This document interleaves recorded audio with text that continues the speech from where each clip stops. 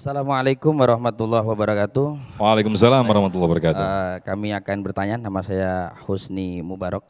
Saya salah satu jamaah Masjid Al Ikhlas ya Habib ya. Sudah menikah Pak ya?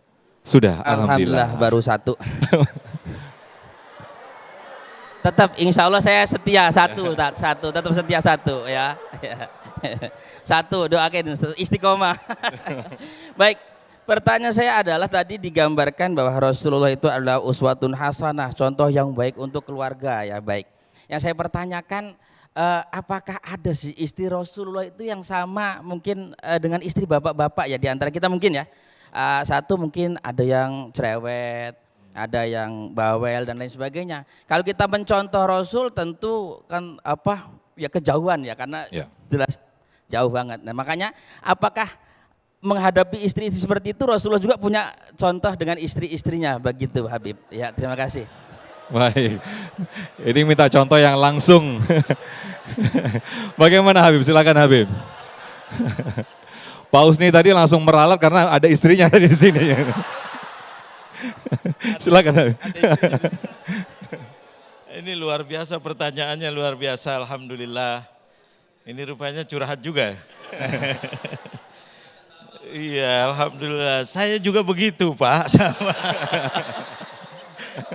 Jadi jawabannya subhanallah ini pernah kejadian. Kejadian dulu tepat, betul. Sama Rasulullah terlalu tinggi lah kita. Turun dikit derajat, Sayyidina Umar bin Khattab. Waktu itu ada orang, ini jawabannya langsung aja ya. Siap, karena banyak yang bertanya katanya. Ya, Habib. Pernah ada seorang begitu. Istrinya cerewet, bawel, wah habis lah pokoknya suaminya. Ini di sono, ini di sono. Ya enggak. Akhirnya orang itu tahu, waktu itu zaman Khalifah Sayyidina Umar bin Khattab. Umar bin Khattab tahu orang yang ditakutin. Romawi takut. Rumania takut. Persia takut dengan Sayyidina Umar. Karena tegasnya dan beraninya dan keadilannya Sayyidina Umar. Itu jadi apalagi masyarakat takut karena adilnya luar biasa. Siapapun yang berbuat salah, udah pasti kena. Hatta anaknya sendiri, hatta dirinya sendiri. Maka orang itu istrinya maaf cerewet di sana bukan di sini. Enggak. Itu cerewet ngatain ngomong begini. Marah. Tapi takut kalau dia keras, ngatain, apalagi sampai berbuat yang tidak baik. Takut dihukum sama Sayyidina Umar. Akhirnya orang ini cerdas, datang ke rumahnya Amirul Mukminin. Sayyidina Umar mau ngadu istrinya. Sampai di rumahnya, depan rumahnya, terdengar suara dari dalam, Sayyidina Umar istrinya cerewet juga. Dibawelin, Umar begini.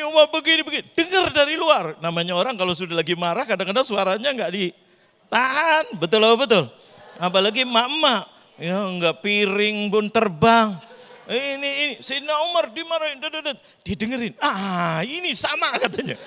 Jadi apa yang dibuat oleh Sayyidina Umar mau diikutin ini untuk jawaban nanti dia akan buat sama istrinya.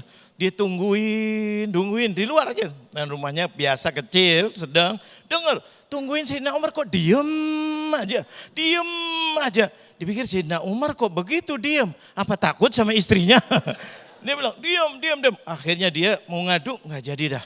Sayyidina Umar sampai selesai istrinya, diam. Akhirnya Sayyidina Umar keluar. Ketika keluar pintu dibuka, ada orang itu sudah pulang deh, mau pulang sana. Fulan, sini. Kamu datang pasti akan tanya kepada aku. Nggak jadi Umar. Enggak, kamu datang pasti akan datang ke pemimpin. Pemimpin itu mendengarkan rakyat, luar biasa.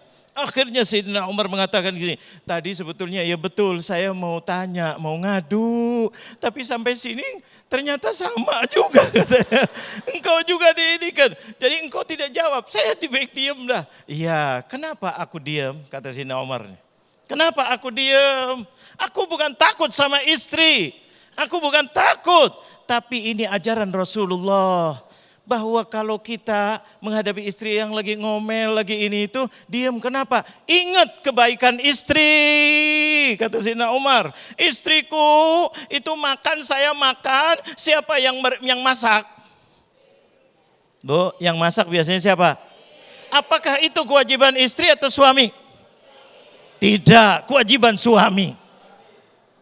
Kewajiban suami, kata Sayyidina Umar, diajarkan oleh Rasulullah. Tapi pulang jangan suruh suaminya masak.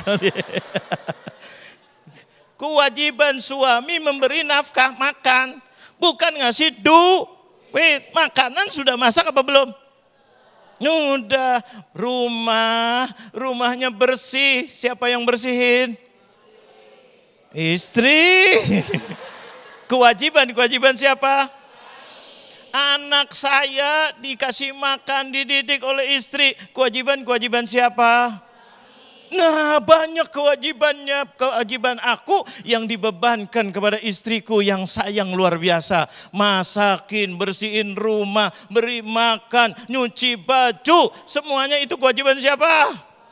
Suami. Tapi dibebankan kepada istri-istrinya berbuat baik. Masya Allah. Kenapa aku tidak sabar ngadepin istri yang begitu. Dia sabar dikit, dia kebaikannya banyak. Inilah harmonis rumah tangga. Kalau berbuat, jangan kewajiban, tapi kebaikan. Begitu juga suami, kewajibannya beri nafkah tidak banyak. Tapi biasanya istri dapatnya banyak apa tidak? Banyak apa tidak? Makan dibatasin apa enggak? Padahal kewajibannya sedikit. 1 mud, 1 mud setengah, 2 mud. Bagi orang yang tidak punya, bagi yang punya ada batasan-batasannya. Tapi suaminya silahkan makan, kadang-kadang makan sebelum suaminya. Masya Allah. Betul apa betul? Nah ini kebaikan dibalas dengan kebaikan. Maka rumah tangganya akan harmonis. Amin, amin. Mudah-mudahan diberkahi oleh Allah. Amin, Masya Allah. Terima kasih Habibana atas jawabannya. Berarti bisa kita simpulkan bahwasanya tak terbantahkan lagi istri-istri kita adalah ras terkuat di muka bumi ini ya.